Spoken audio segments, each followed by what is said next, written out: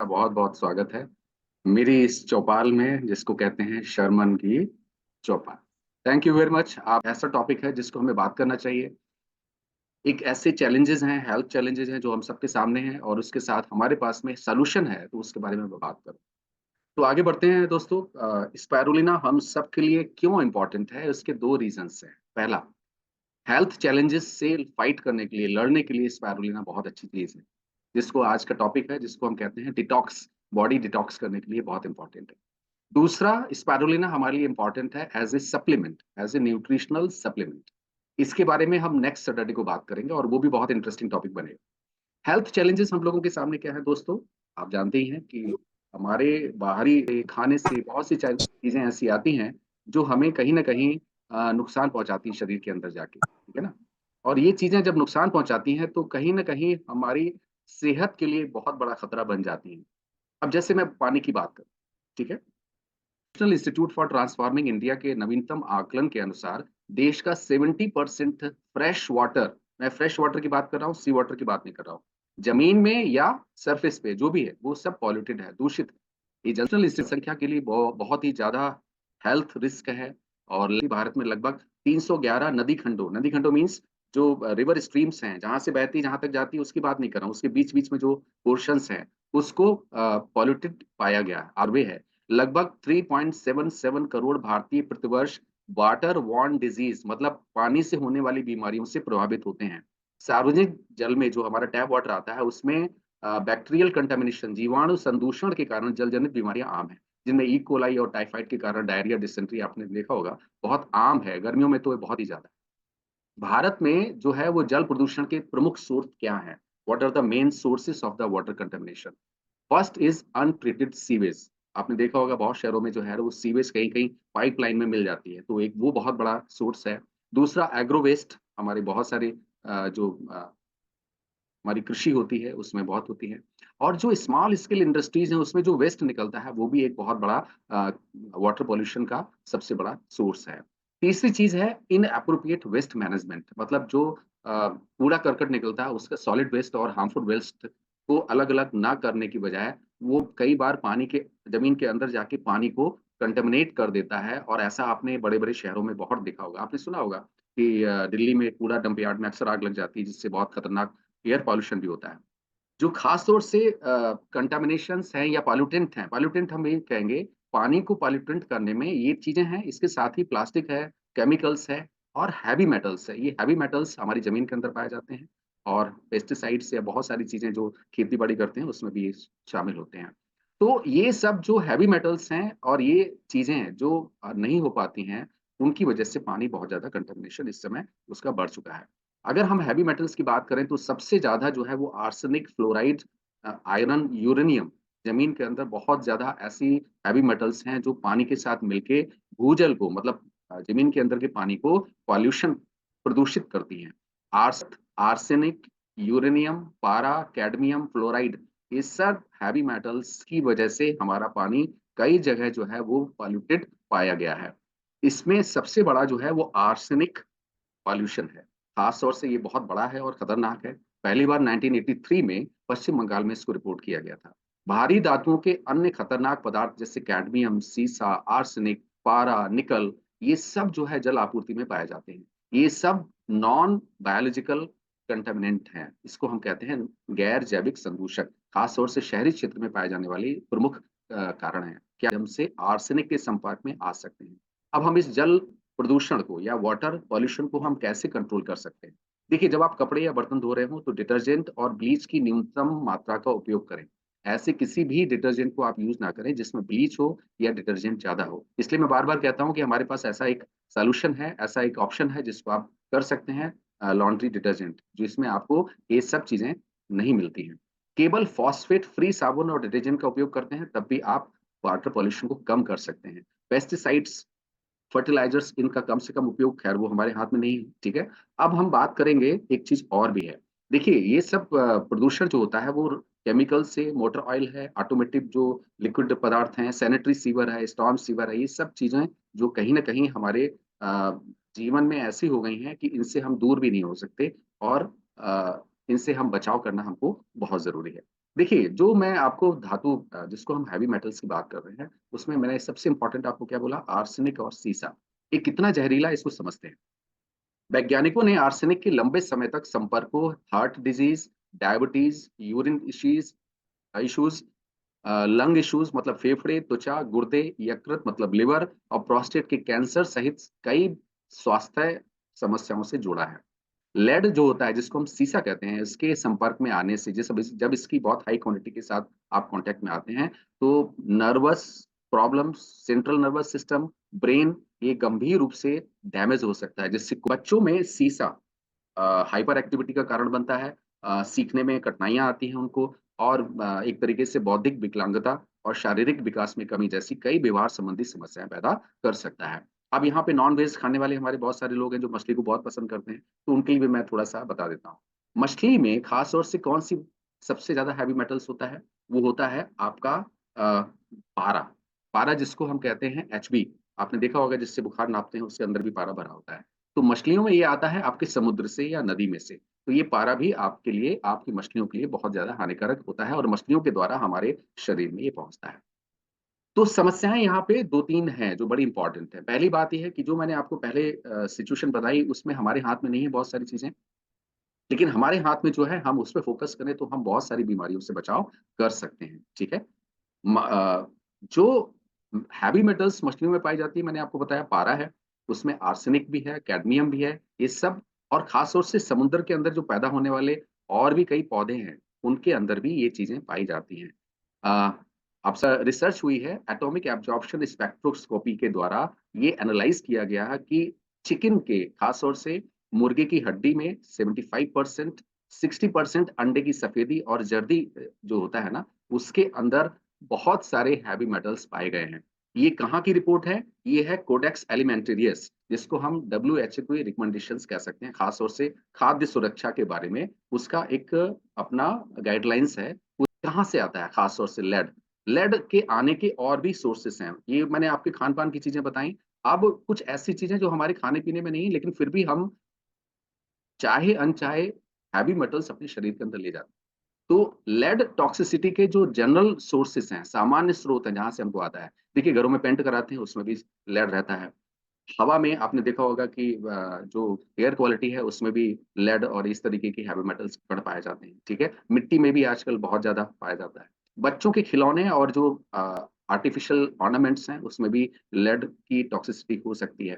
ख़ास तौर से लोग जो बैटरी का काम करते हैं, वो भी लेड के साथ कॉन्टैक्ट में आते हैं या ऑटो मरम्मत की दुकानों में काम करने वाले लोग, वो भी आ सकते हैं। आप जानते ही हैं पेट्रोल, डीज़ल जिसका जितना-जितना ज़्यादा उपयोग होता है, उतनी ही ज़्यादा लेड जो है वो हवा में जाता है। आपने देखा भी होगा में भी जब बढ़ जाता है तो लेड टॉक्सिसिटी के चांसेस बहुत ज़्यादा बढ़ जाते हैं। लेड टॉक्सिसिटी का एक और भी सोर्स है और वो है आयुर्वेदिक दवाइयाँ जिसमें भस्म यूज़ होती है। मैं आयुर्वेद का बहुत अच्छा एडवोकेट हूँ, उसको बहुत पसंद करता हूँ लेकिन भस्म बनाने की जो विधि है शास्त्र के अनुसार वैसा आजकल बहुत कम बनती हैं और बहुत कम कंपनी उसको बनाती है। तो आयुर्वेदिक भस्म की जो बेस्ड दवाइयाँ हैं, में भी जब बढ़ जाता है तो लेड टॉक्सिसिटी के चांसेस बहुत ज़्यादा बढ़ जाते हैं। लेड कुछ खाद्य पदार्थ जैसे जो मार्केट से आप पैकेज्ड फूड मिलते हैं जैसे तो ये सब भी हो सकते हैं लेकिन क्वांटिटी जो है ना वो इतनी नहीं हो सकती कि बहुत ज़्यादा। अब आप ये समझिए, सपोज़ कीजिए 6 सोर्सेज़ हैं, 6 सोर्सेज़ में 6 के साथ आप कॉन्टैक्ट में आते हैं, तो आपकी संभावना जो है ना, वो 6 गुना बढ़ जाएगी। तो कोशिश कीजिए जितने कंट्रोल में आप चीज़ों कर सकें, उतना ठीक है। दूसरा अपने शरीर से बाहर निकालने के कुछ ऐसा सप्लीमेंट लें, जो ये हेवी मेटल्स आपके बाहर निकल सकें, उसकी भी मैं बात करूँगा। हम अक्सर जो है ना वो जैसे शॉर्ट कोई डिस्टेंस हमको पकड़नी है, तो गाँव-देहात में, कस्बों में आपने देखा होगा हमारी आदत अक्सर अखबार में खाना लपेटने की होती है, जिसकी इंक में लेड होता है। तो वो भी एक चीज़ है, अगर आप ऐसा ज़्यादा बार-बार करते हैं। एक रिसर्च हुई थी कि भई एक आदमी ना अ, शराब पीता था, ना सिगरेट पीता था, ना तम्बाकू खाता था, लेकिन उसको कैंसर हुआ बहुत ज़बरदस्त। तो जब ये रिसर्च की गई, जब देखा गया, तो पता चला वो ऑफ़िस में 7-8 कप जो है ना, चाय पीता था और वो चाय जो होती प्लास्टिक की थैली में आती थी। तो कुछ ना लेने के बावजूद भी उसको हुआ। तो मैं आपको डरा नहीं रहा हूँ, लेकिन मैं आपको एक बता रहा हूँ, कि ये चीज़ें हैं जिसके साथ हमको थोड़ा चैतन्य होना है, हमको अवेयर होना है, ताकि हम आगे चल के अपने चांसेस को और कम से कम कर सकें। ठीक है? तो पर्यावरण प्रदूषण, एनवायरमेंटल पॉल्यूशन जो है वो आजकल आप देख ही रहे हैं कि बहुत है। इवन राइस में भी देखा गया है कि उसमें हाई लेवल का लेड मिल सकता है, जो बहुत ज़्यादा पॉलिश्ड राइस होते हैं, तो उसमें भी ये मिल सकता है। अब सवाल आता है कि हम क्या करें? हमने ये देखा कि हमारे सामने आर्सेनिक है, लेड है, मतलब पारा है, इस तरह कैडमियम है, इस तरीके की जो हेवी मेटल्स हमारे शरीर के अंदर जाने-अनजाने में जा रहे हैं, इसको हम कैसे बाहर निकालें? ये बड़ा इम्पोर्टेंट है। देखिए, बहुत सारी रिपोर्ट्स हैं, इसको हम कर सकते हैं, बट मैं आपको पहले सप्लीमेंट नहीं बताऊँगा, पहले वो तरीके बताऊँ। तो आप अगर बी विटामिन अगर रेगुलरली लेते हैं, तो ये भी एक अच्छा सप्लीमेंट देखा गया है, ख़ास तौर से आर्सेनिक को डिटॉक्सिफ़ाई करने के लिए। विटामिन सी अगर आप अपने डाइट में रोज़ यूज़ करते हैं अच्छी क्वांटिटी में, तो वो भी आपको आर्सेनिक को बाहर निकालने का मदद कर सकता है। लहसुन में भी होता है, प्याज़ में भी होता है, ये भी कहीं न कहीं लीवर को डिटॉक्सिफ़ाई करते हैं, जिसकी मदद से आर्सेनिक बाहर निकलता है। देखिए, ओमेगा 3 भी आपकी बॉडी के में से आपके हेवी मेटल्स को बाहर निकालने में मदद कर सकता है। सेलेनियम ये भी आपको पारा निकालने में बड़ा मदद करता है। अब सेलेनियम को छोड़ दीजिए, बाकी चीज़ों को मैं बताता हूँ। आपके शरीर में मौजूद हेवी मेटल्स को ये लोग लिवर के द्वारा बाहर निकालते हैं। लिवर को स्ट्रॉन्ग करते हैं तो वो बाहर निकलता है। कोई इनमें से ऐसी चीज़ नहीं है जो डायरेक्ट हेवी मेटल्स के साथ जॉइन करके उसको खींच के बाहर निकालती है। देखिए ये चीज़ बड़ा इम्पोर्टेंट समझिए। डिटॉक्सिफिकेशन का काम हमारे शरीर में लिवर करता है। अगर हम इन चीज़ों को लेते हैं तो हमारा लिवर स्ट्रॉन्ग होता है। लिवर स्ट्रॉन्ग होता है तो और ज़्यादा वो डिटॉक्स करता है। लेकिन दूर-दराज के इलाकों में जो आपके शरीर के अंदर है, वहाँ पे अगर जमा हुआ ये भारी मेटल है, भारी धातु है, तो उसको खींच के निकालना वो बड़ा मुश्किल हो जाता है। तो इसलिए आमतौर से आप इनमें से ज़रूर करें। आपको करना चाहिए, आपकी अपनी डेली रूटीन में इसमें ऐड करें। लेकिन साथ-साथ में आपको एक ऐसा सप्लीमेंट भी मैं आज आपको बताऊँगा जो बड़ा इम्पोर्टेंट है आपके शरीर से इन भारी धातुओं को निकालने के लिए। कुछ खाद्य पदार्थ भी जैसे धनिया पत्ता है, अगर आप अपने घर में उगाते हैं और उसका तना है, नींबू पानी है, क्लोरेला, जौ घास का पाउडर आजकल बहुत ज़्यादा चलता है। और इसमें सबसे ज़्यादा इम्पोर्टेंट जो रिसर्च हुई है, उस रिसर्च के अनुसार सबसे ज़्यादा इम्पोर्टेंट है स्पाइरुलिना। स्पाइरुलिना आपके शरीर से हेवी मेटल्स को निकाल देता है। कैसे निकालता है? ये वही निकालता है जो उसके साथ बाँधता है और खींच के बाहर निकालता है, जिसको हम कहते हैं चिलेटिंग इफेक्ट। कई स्टडीज़ ने आर्सेनिक, कैडमियम, सीसा और पारा टॉक्सिसिटी के खिलाफ स्पाइरुलिना का बहुत हाई डिटॉक्स इफेक्ट प्रदर्शित किया है, एग्ज़िबिट किया है। डिटॉक्स मीन्स बाहर खींच के निकालना। स्पाइरुलिना बेसिकली एक चैलेटर के रूप में काम करता है। इसका अर्थ है कि ये बाँध सकता है। तो जब स्पाइरुलिना आपके शरीर के अंदर जाता है, तो ये भारी धातुओं को एक तरीके से बाँध लेता है अपने साथ में और एक नेचुरल डिटॉक्सिफायर के रूप में आपको हेल्प करता है। चूँकि स्पाइरुलिना का जो सेल होता है, उसका जो सरफेस है वो बहुत बड़ा है, इसलिए उसको चेलेटिंग के द्वारा उसको पकड़ने में इसको बड़ी मदद मिलती है और उसके बाद ये आपकी किडनी के थ्रू, यूरिन के थ्रू ये बाहर निकाल देता है। अब यहाँ पे एक इम्पोर्टेंट पॉइंट और भी है जिसको आपको समझना ज़रूरी है, कि स्पाइरुलिना के अंदर ये खूबी है कि ये भारी धातुओं को अपनी तरफ अट्रैक्ट करता है। अब यहाँ पे एक नेगेटिव पॉइंट भी है। अगर कोई ऐसा स्पाइरुलिना ऐसी कंडीशन में पैदा किया गया है जहाँ पे कंट्रोल्ड पानी या पानी जिसमें उगाया जाता है स्पाइरुलिना, वो अगर सही तरीके से देखा नहीं गया है तो इसकी अपनी एक खूबी आपके लिए नुकसानदायक भी बन सकती है। तो इसलिए मैं कहता हूँ कि हमेशा आपको ज़रूरी है कि अच्छी क्वालिटी का कोई भी जब आप सप्लीमेंट यूज़ करें तो उसको अच्छी क्वालिटी उसको देख परख के आप यूज़ करें, ठीक है? स्पाइरुलिना के अंदर क्लोरोफिल होता है जो बहुत ही इम्पोर्टेंट ग्रीन एलिमेंट है जो प्राकृतिक रूप से नेचुरल तरीके से आपके शरीर को डिटॉक्सिफाई करता है। तो इसलिए आप अपने आहार में क्लोरोफिल को शामिल कर सकते हैं, जैसे पालक है, हरी सब्जियाँ इन सबको आप कर सकते हैं। लेकिन यहाँ पे भी एक इम्पोर्टेंट पॉइंट है।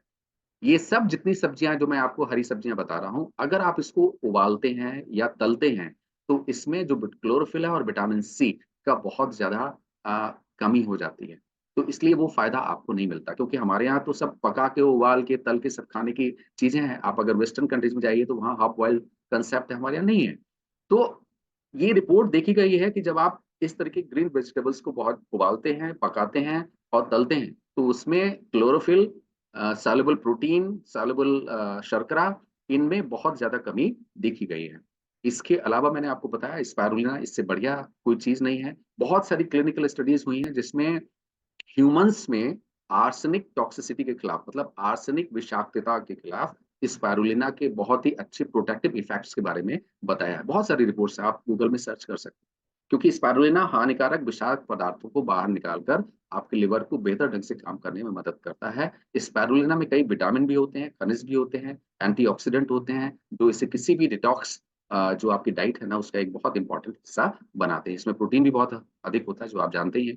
प्रोटीन का सोर्स भी आपकी डाइट में अगर ज़्यादा है, तो वो भी डिटॉक्स के लिए आपकी बहुत ज़रूरी है। कई बार लोग कहते हैं कि अगर आपकी किडनी ठीक है, तो आप ज़रूर अपनी डाइट में प्रोटीन का ज़्यादा से ज़्यादा करें, खास तौर से वेजिटेबल प्रोटीन का। मैं यहाँ पे नॉन-वेज प्रोटीन की बात नहीं करूँगा, लेकिन वेजिटेबल प्रोटीन्स अगर आप इंक्लूड करते हैं, तो वो भी आपकी बॉडी को बहुत अच्छा डिटॉक्स करते हैं। और स्पाइरुलिना चूँकि इसमें प्रोटीन का भी मात्रा बहुत ज़्यादा है और खुद इसकी एक खूबी है जो भारी तत्वों के साथ बंध के ये बाहर निकाल देता है।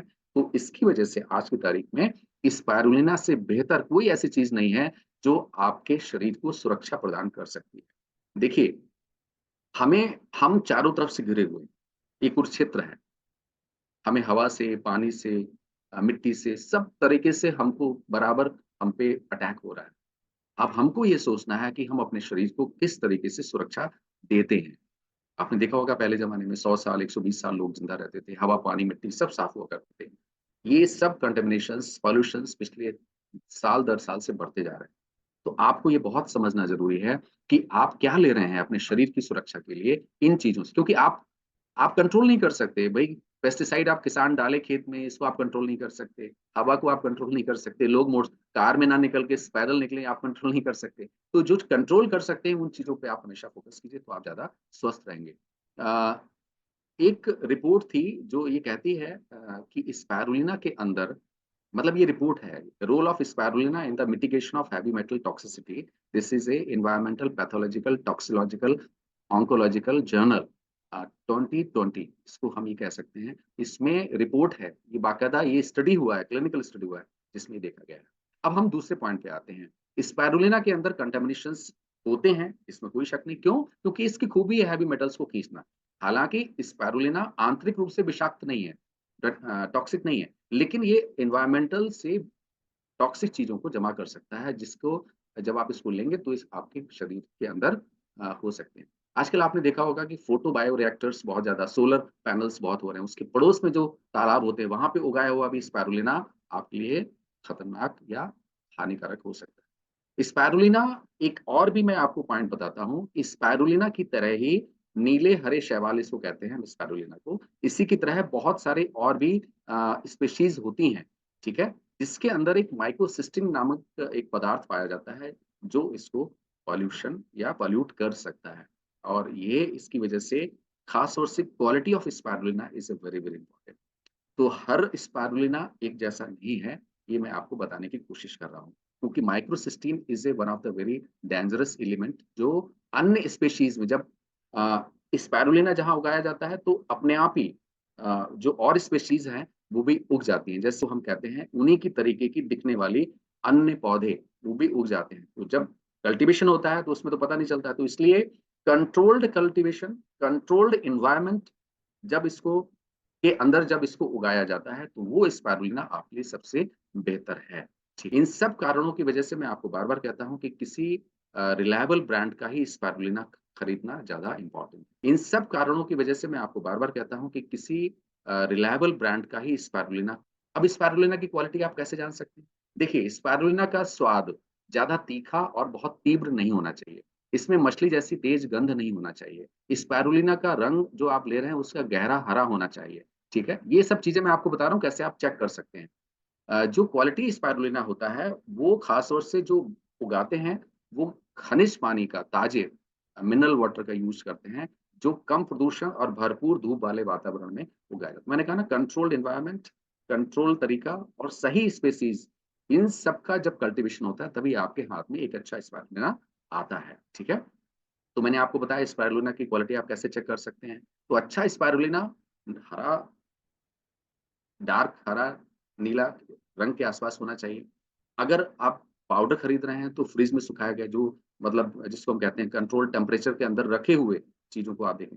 हाँ, अगर स्पाइरुलिना आपको कहीं ऐसा दिखता है जिसमें थोड़ा भूरा रंग है, तो उससे आप बिल्कुल बचें, क्योंकि वो कहीं न कहीं ऑक्सिडाइज़्ड है।